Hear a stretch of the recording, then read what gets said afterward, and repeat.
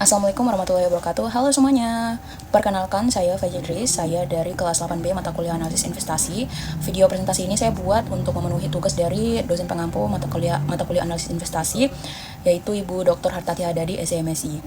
Baik, mungkin itu saja pembuka dari saya. Selanjutnya kita akan masuk ke pembahasan materi kita, yaitu kalau aku dapat uang 1M, kira-kira aku akan investasikan kemana? Kita masuk ke pendahuluan. Di sini saya memilih untuk berinvestasi pada sektor real, yang dimana investasi pada sektor real ini merupakan kontribusi penanaman modal pada aset produktif yang secara langsung menghasilkan barang atau jasa. Nah, investasi pada sektor real juga berkontribusi secara nyata dengan perputaran ekonomi, yang dimana dengan kita berinvestasi pada sektor real, kita bisa menciptakan lapangan kerja dan peningkatan produksi serta perputaran ekonomi. Nah, dalam konteks pengelolaan modal sebesar 1 miliar, pemilihan sektor investasi itu harus mempertimbangkan risk and return, keberlanjutan usaha, dan potensi pertumbuhan di masa depan. Selanjutnya, di sini saya ada 3 pilihan investasi di sektor real. Nah, yang pertama ada food and beverage atau makanan dan minuman, properti seperti rumah kos, dan fashion atau penjualan baju. Selanjutnya kita masuk ke karakteristik F&B. Kenapa sehingga saya tertarik untuk berinvestasi ke sektor ini? Yang pertama itu permintaannya itu stabil, karena pada dasarnya kebutuhan manusia itu bergantung pada makanan dan minuman. Sehingga setiap harinya itu pasti akan ada permintaan akan hal tersebut. Dan yang kedua itu cash flow-nya cepat, harian juga sudah bisa dapat. Nah, setiap hari ketika kita menjual makanan dan minuman itu pasti akan ada permintaan yang masuk. Jadi harian per hari aja kita bisa dapat cash flow atau kita bisa dapat keuntungan. Dan rencananya itu saya mau buat bisnis seperti dessert sehat atau makanan kekinian. Kita masuk ke peluang dan risiko F&B.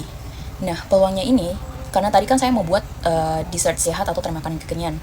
Jadi mungkin tren sekarang kan kebanyakan itu lebih memilih pada pola gaya hidup sehat. Jadi mungkin dengan saya membuka rencana bisnis tersebut atau rencana menu tersebut, maka saya bisa mendapatkan konsumen yang memilih pola tersebut. Nah, risikonya ini persaingannya tuh tinggi. Jadi kan kalau kita ingin menciptakan makanan dan minuman kan itu kan semua orang juga bisa buat.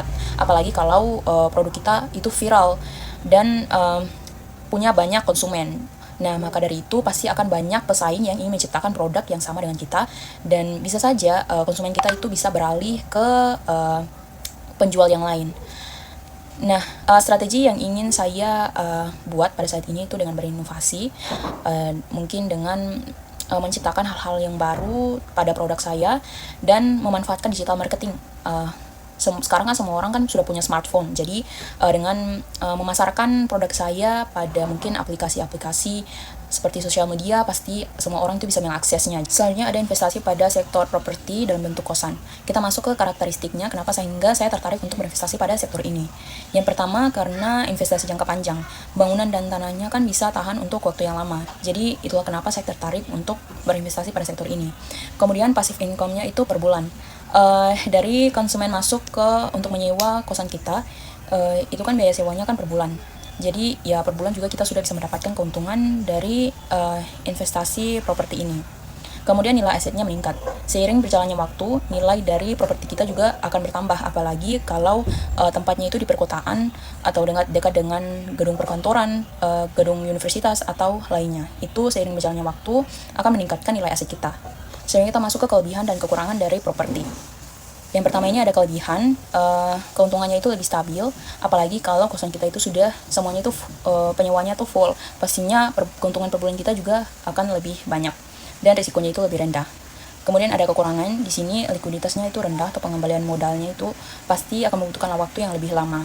Faktor utama supaya properti kita ini atau kosan saya ini bisa full akan penyewa, itu faktor utamanya itu lokasi yang strategis, apalagi atau ini contohnya lokasinya itu dekat dengan universitas atau perkantoran, pasti akan full dengan penyewa dari kalangan tersebut. Selanjutnya ada investasi pada sektor fashion.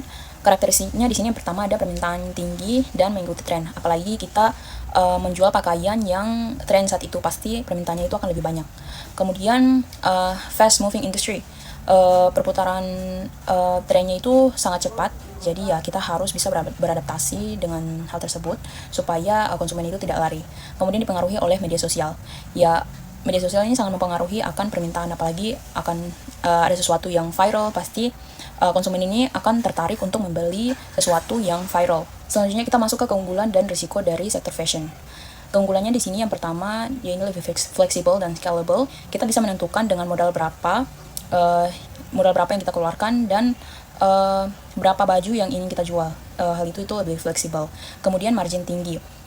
Kita misalkan kita membeli pakaian dengan modal segini, kita bisa menjual kembali dengan margin yang sesuai atau yang diinginkan kita. Kemudian yang ketiga ada pemasaran digital yang efektif. Sekarang pemasaran yang lebih sangat efektif itu melalui digital atau di media sosial. Kita memposting atau memasarkan produk kita di media sosial, kemudian penontonnya atau viewernya itu banyak, pasti penonton itu akan tertarik dan kemudian membeli produk kita. Selanjutnya risiko, kita masuk ke risiko. Yang pertama ini tren cepat berubah. Apalagi fashion ini kan kalau kita lihat di media sosial, bulan ini trennya ternyata bajunya tren ini, kemudian bulan depan juga akan berubah.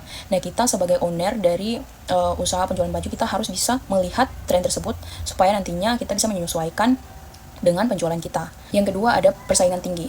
Usaha fashion ini kan termasuk dalam usaha yang mudah untuk dilakukan.